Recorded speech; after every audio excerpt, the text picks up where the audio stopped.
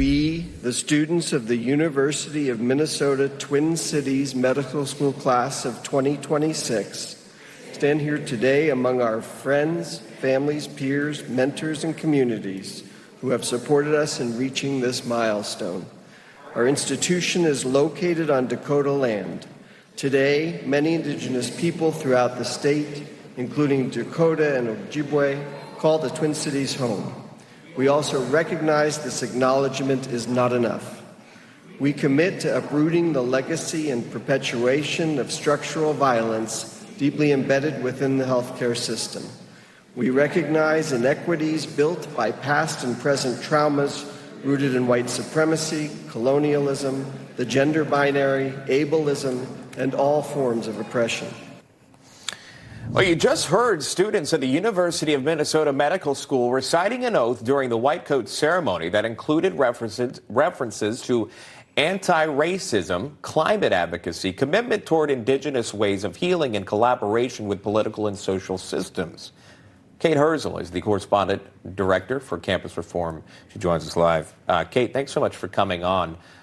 Your takeaway there, and we just played a snippet, if you will, white supremacy mentioned there with the white coats taking their oath, amongst many other topics that maybe many average Americans would not understand why that's being mentioned. Why is that there? Well, the oath that the first-year medical students had to give paired woke ideology with medical ethics.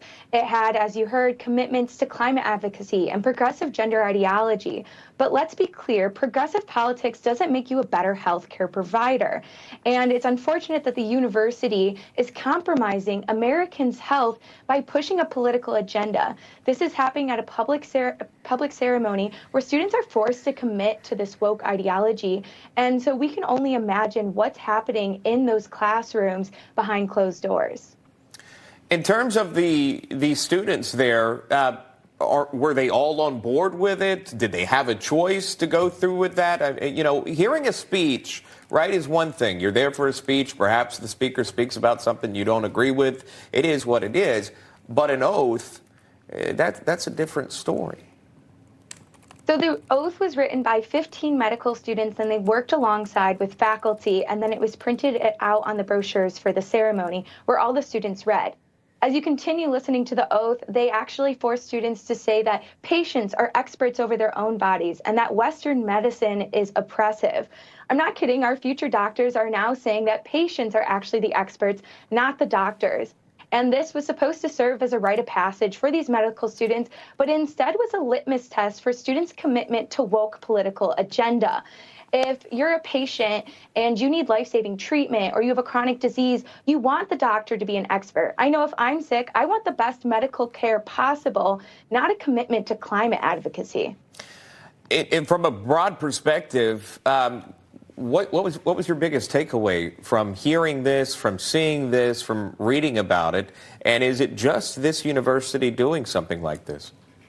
No, it's not just the University of Minnesota's medical school or even just medical schools. This is happening all across the country. The Leadership Institute's Campus Reform reported that 95% of our 2022 commencement ceremonies in May at the top 100 universities had liberal speakers.